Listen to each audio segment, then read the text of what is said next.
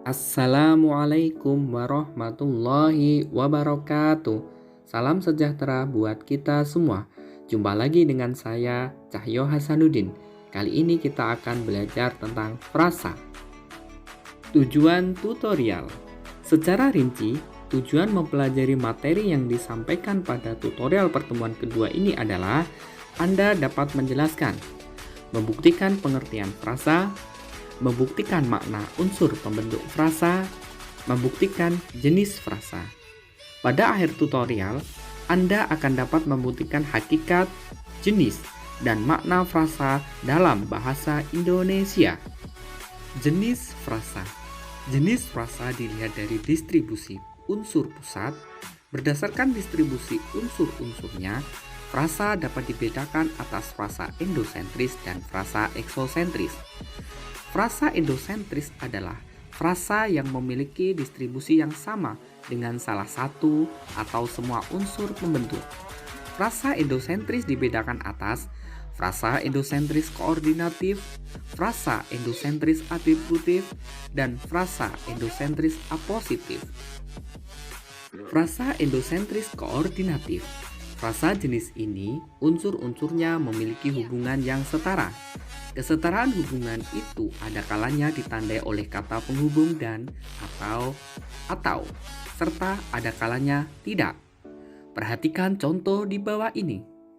Sawah ladang bisa berbentuk sawah atau ladang, sawah dan ladang. Tua muda bisa berbentuk tua atau muda, tua dan muda. Jual beli bisa berbentuk jual atau beli, jual dan beli. Bentuk ayah ibu bisa berbentuk ayah atau ibu, ayah dan ibu. Makan minum bisa berbentuk makan atau minum, makan dan minum. Maju mundur bisa berbentuk maju atau mundur, maju dan mundur. Frasa endosentris atributif. Frasa jenis ini unsur-unsur pembentuknya memiliki hubungan yang tidak setara. Karena tidak setara, hubungan antar unsurnya tidak dapat disisipi kata penghubung dan atau. Contoh, pemilihan bahan, lapangan luas, sepeda baru, anggaran terpadu, gunung itu, adik cantik. Beberapa contoh di atas jelas tidak mungkin disisipi dengan kata hubung dan atau. Frasa endosentris apositif. Frasa endosentris apositif memiliki dua unsur yang dapat saling disubstitusikan atau dipertukarkan, sehingga unsur-unsur dalam frasa ini memiliki distribusi yang sama. Unsur yang satu biasanya bertindak sebagai unsur pusat, sedangkan unsur yang lain merupakan aposisi. Aposisi pada umumnya merupakan penjelas terhadap unsur pusatnya. Perhatikan contoh berikut. Yogyakarta, kota budaya. Suto, pedagang rokok eceran. Anom Surata, dalang kondang dari Solo. Penabuh gamelan, niaga. Frasa eksosentris. Frasa eksosentris adalah frasa yang keseluruhannya tidak mempunyai perilaku sintaksis yang sama dengan salah satu konstituennya. Frasa ini memiliki dua bagian. Yang pertama disebut perangkai yang berupa preposisi atau partikel, dan yang kedua disebut sumbu yang berupa kata atau kelompok kata. Jadi, berdasarkan distribusi unsur-unsur pembentuknya, frasa eksosentris hanya ada satu jenis. Perhatikan beberapa contoh berikut. Di teras, dari Jakarta ke Surabaya, kepada saya, tentang dia. Jenis frasa dilihat dari kategori unsur pusat. Yang pertama, frasa nominal atau sering disingkat dengan FN.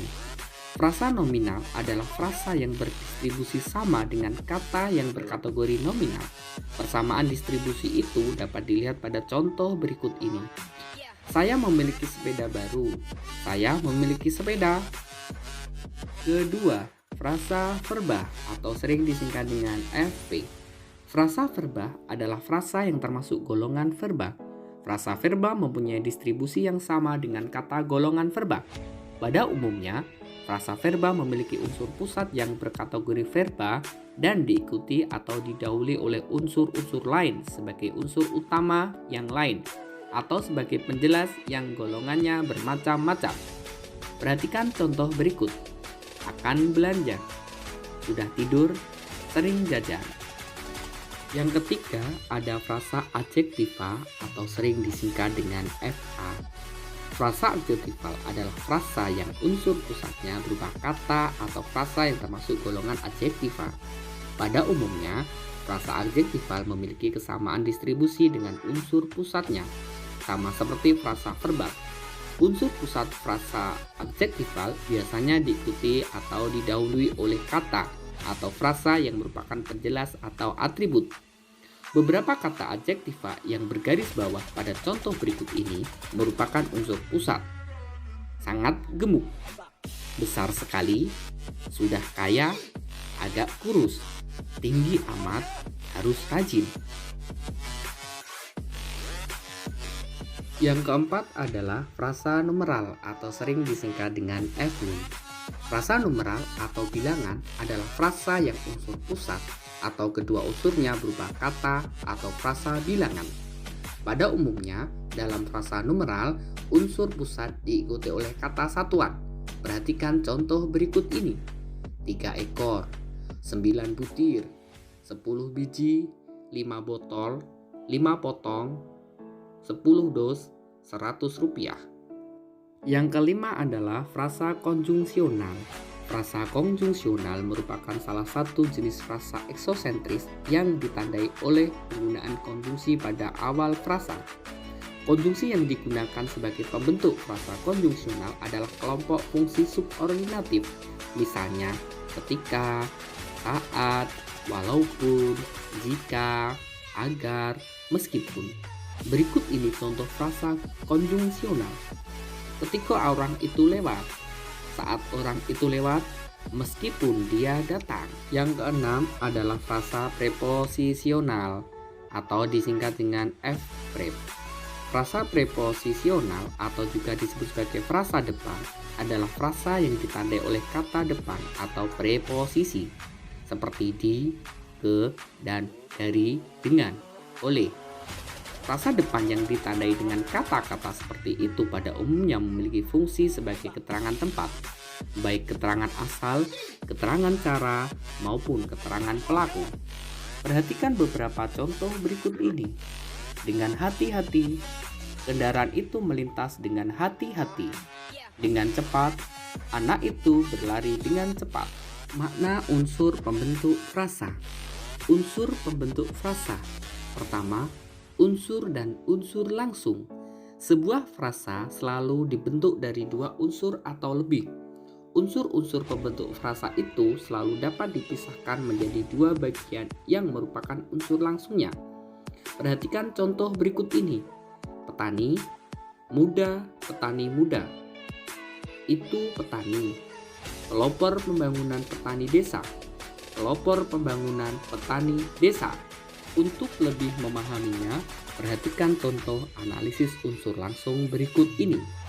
Pada contoh petani desa pelopor pembangunan, dipisah atau diturunkan menjadi petani desa dan pelopor pembangunan. Petani desa diturunkan menjadi kata petani dan kata desa.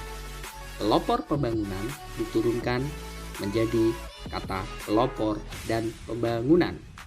Kedua, unsur inti dan unsur penjelas. Unsur inti adalah bagian dari konstruksi yang paling bebas dan yang menjadi anggota suatu kelas. Sebagai contoh, unsur sungai dalam konstruksi sungai yang artinya deras adalah inti. Unsur induk adalah konstituen terpenting dalam konstruksi modifikasi dan berkemampuan untuk mempunyai fungsi sintaksis yang sama dengan seluruh konstruksi itu. Sebagai contoh, unsur anak dalam konstruksi anak muda dan unsur berjalan dalam konstruksi berjalan cepat adalah induk dalam Krida Laksana tahun 2001. Jadi, unsur inti atau unsur induk adalah unsur yang memiliki distribusi yang sama dengan seluruh konstruksi ketika unsur itu menjadi anggotanya. Di sisi lain, unsur muda dalam konstruksi anak muda dan unsur cepat dalam konstruksi berjalan cepat adalah unsur penjelas atau modifikator yang diantaranya berfungsi pembatasan, pemerluasan, atau penyifatan dalam Krida Laksana tahun 2001.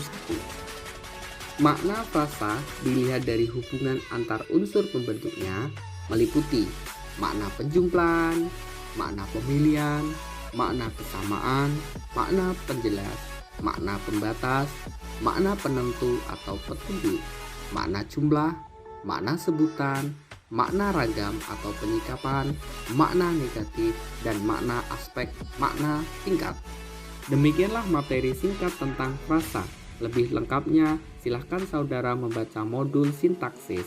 Semoga materi ini bermanfaat. Assalamualaikum warahmatullahi wabarakatuh.